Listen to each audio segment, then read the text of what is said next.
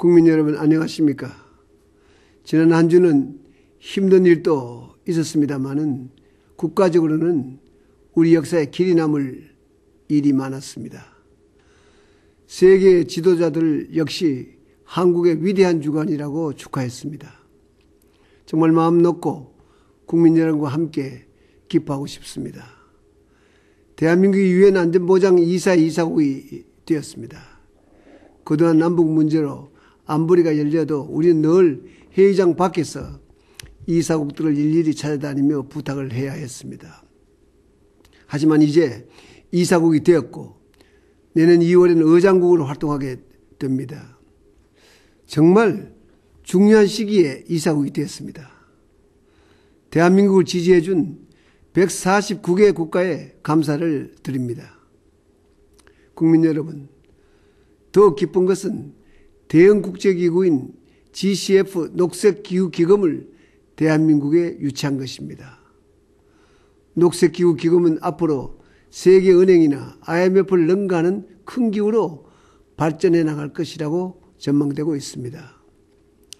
녹색기후기금이 무엇을 하는 기구인지 국민 여러분들께서는 다소 생소하실 것입니다. 쉽게 말씀드리자면 환경 분야의 세계은행이라고 할 수 있습니다. 선진국이 기금을 내서 개도국 온실가스 감축과 기후변화 대응을 지원하기 위한 것입니다.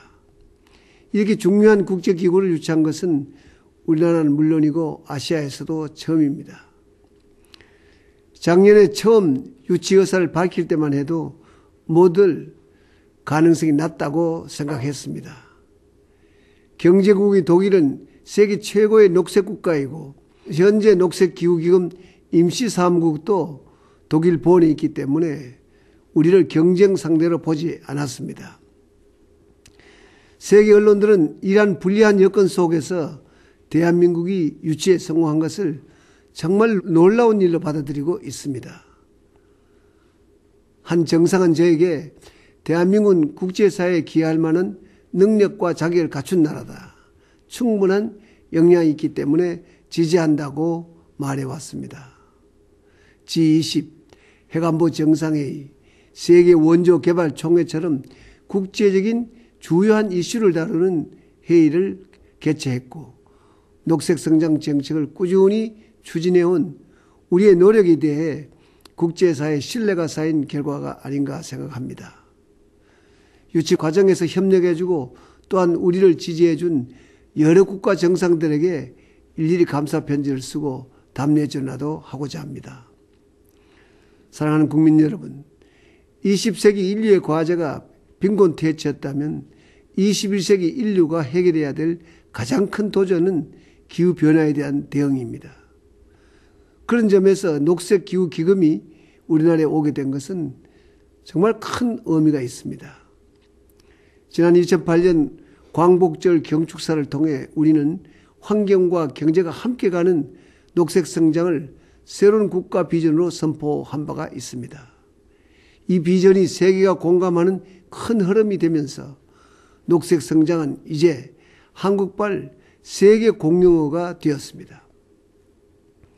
역사상 처음으로 우리가 인류적 의제를 주도하는 나라가 된 것입니다.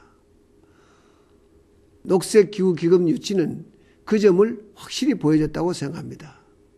피게레스 유엔 기후변화협약 사무총장도 앞으로 한국의 녹색성장 비전과 녹색기후기금의 성공적인 상호작용이 기대된다고 축하하기도 했습니다.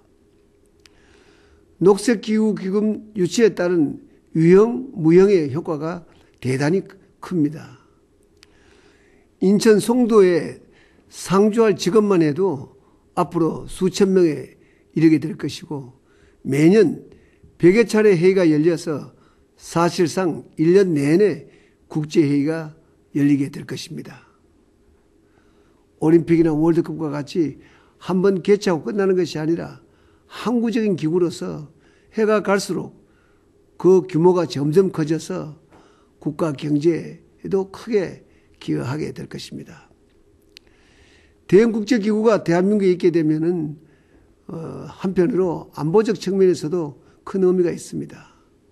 무엇보다도 세계가 대한민국을 신뢰하고 선진 인류 국가로 인정했다는 의미가 또한 크다고 하겠습니다.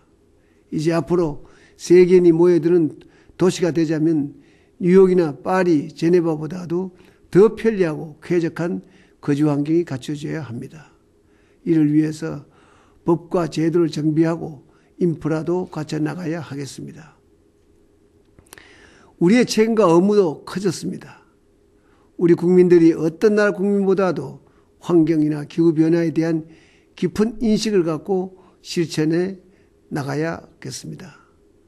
우리는 한 세대 만에 가장 가난한 나라에서 G20의 일원이 된 유일한 나라입니다. 많은 개발도상 국가들이 한국을 모델로 삼고 있습니다. 빠른 성장과 개발로 인한 환경 파괴를 성공적으로 극복해 나가고 있는 경험도 우리는 갖고 있습니다.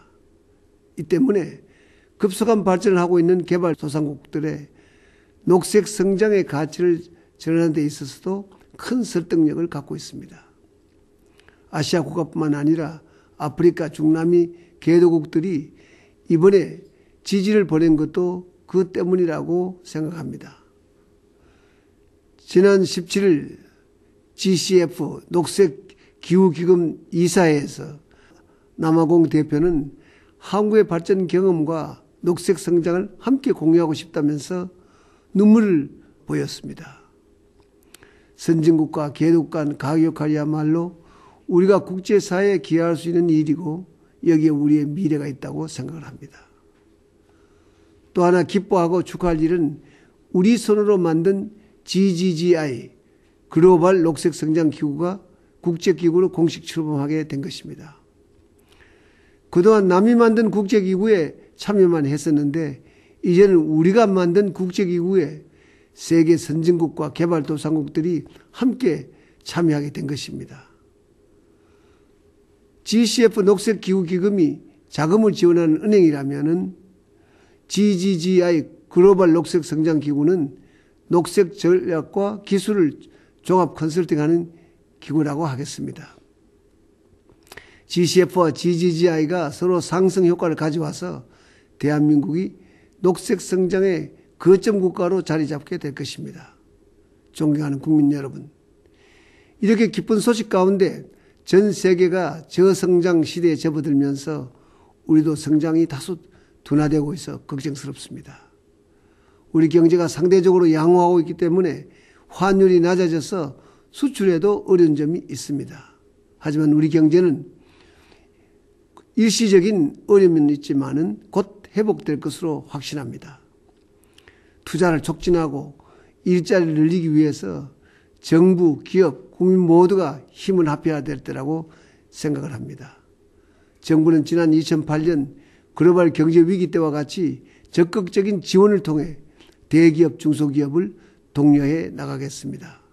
이럴 때일수록 기업가 정신을 북돋아 줘야 하고 기업인들도 도전적 기업가 정신을 가져야 합니다. 국민 여러분, 고맙습니다.